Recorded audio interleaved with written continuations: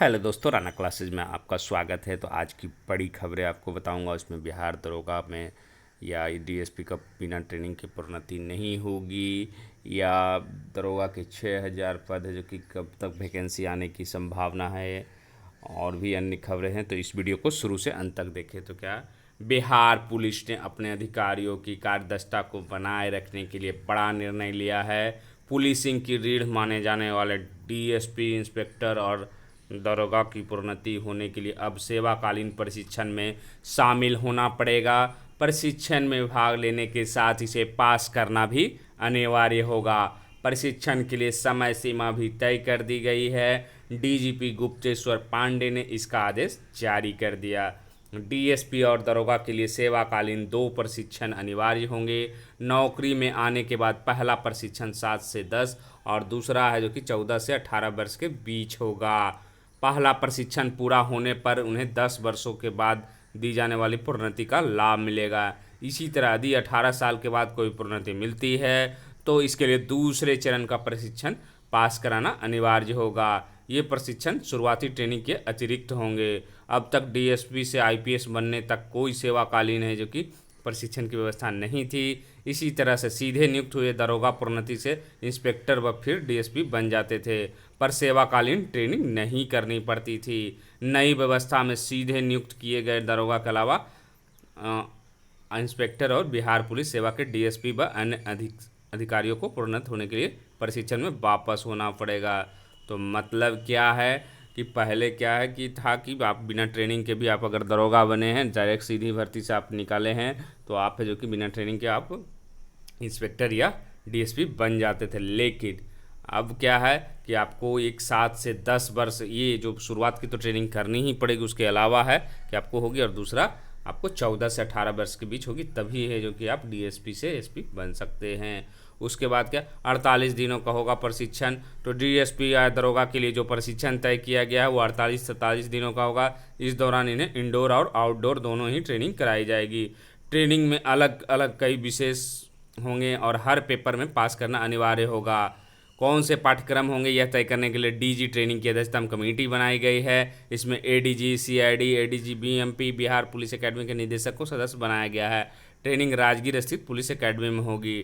DSP rank के अफसरों की ट्रेनिंग राज्य के बाहर भी होगी। उन्हें दूसरे प्रदेश में स्थित किसी पुलिस संस्थान या इकाइयों का भ्रमण करना पड़ेगा।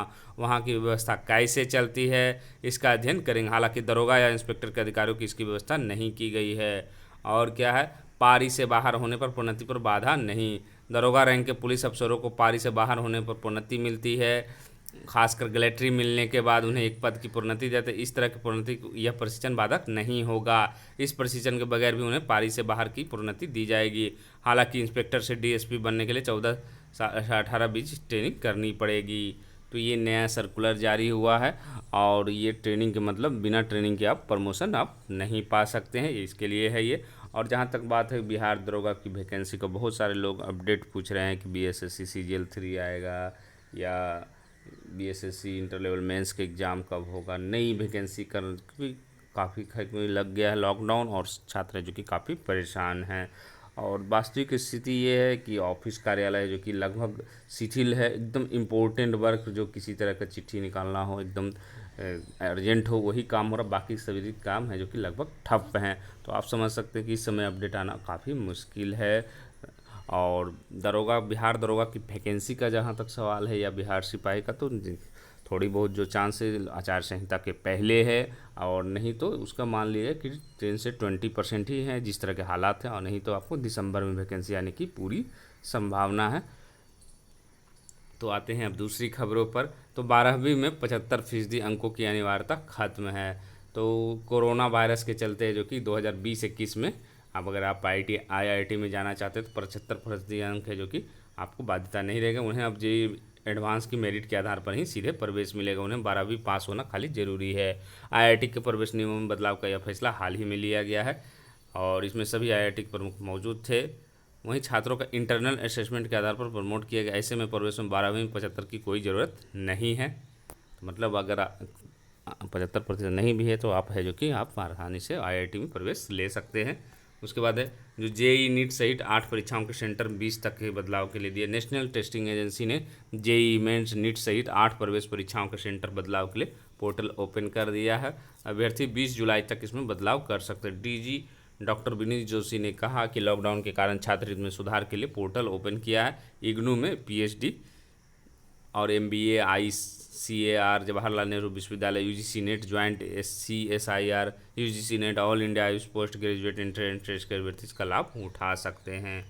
फिर आपको यूपी पुलिस में 13,000 की भर्तियों की तैयारी तेज है। अगर आप बिहार दरोगा से वैकेंसी नहीं मिलती, एक वैकेंसी आपको जल्द आ रही है, तो देखें पुलिस विभाग में 13,000 पदों की भर्ती की तैयारियां तेज कर दी गई। इसके तहत पुलिस भर्ती व प्रोन्नति बोर्ड ने मिनिस्ट्रियल संवर्ग के 1250 से अधिक पदों को भरने की प्रक्रिया शुरू कर दी है। भर्ती बोर्ड के अध्यक्ष आर के विश्वकर्मा ने बताया कि इस साल के अंत तक सीधी भर्ती के पुलिस के 6,000 और कारागार व घुड़सवार पुलिस के लगभग 2500, अग्निशमन विभाग के 3,000 पदों पर इनकी भी भर्ती की प्रक्रिया शुरू की जा रही है। इन सभी विभागों जो भर्तियां होने वे आरक्षी पद के हैं। अध्यक्ष ने बताया कि सभी भर्तियों के टेंडर की प्रक्रिया शुरू, इसके आगे बढ़ने आवेदन आमंत्रित किए जाएंगे। इस प्रक्रिया में 1 माह से अधिक समय लग सकता, मतलब आपको अगर मानकर चला जाए तो अगस्त या सितंबर में आपको वैकेंसी आ सकती है। तो आप तो यहाँ पर है जो कि इसमें क्या क्या 6,000 कितनी है 13,000 में जो कि आपको 6,000 है जो कि आपको उप निरीक्षक, पुलिस उप निरीक्षक, सब इंस्पेक्टर के पद हैं। तो ये आपके लिए बेहतरीन मौका। यूपी के अलावा जो अन्य राज्य के, चाहे बिहार हो, झारखंड हो, छत्तीसगढ़ हो, मध्य प्रदेश हो, दिल्ली हो, तो ये फॉर्म जनरल की सीटों पर फाइट कर सकते हैं।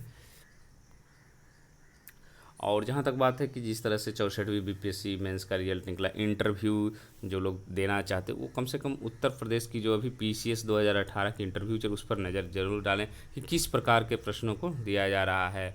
तो ये आपको बहुत फ़ायदा करेगा, क्योंकि सिचुएशन के अनुसार, क्योंकि ये कोरोना काल में ही आपके अगस्त या सितंबर में जो भी डेट है वो आपको जल्द ही जो कि बीपीएससी जारी करेगा, नए अध्यक्ष आते ही।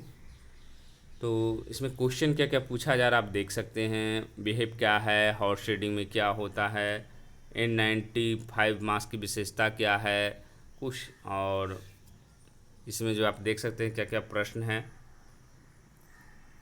इसमें पूछा जा रहा पाकिस्तान का सर्वोच्च सिविल अवार्ड क्या है। गोदान उपन्यास पढ़ने के बाद एक प्रशासक उसे किस रूप में करता। मिनी संविधान के बारे में बताओ। प्रदेश एवं केंद्र सरकार की योजनाएं, प्रशासक की एक क्वालिटी बताओ। प्रदेश एवं केंद्र योजनाओं का क्रियान्वयन कैसे करेंगे।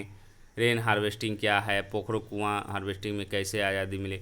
पर्यावरण का नीति साथ पूना पैक्ट पर किस तरह का हस्ताक्षर, किसके हस्ताक्षर हैं। पुलिस किस एक्ट के अंतर्गत कार्य करते। भारत में कितने कानून, कुल कितने एक्ट बने हैं।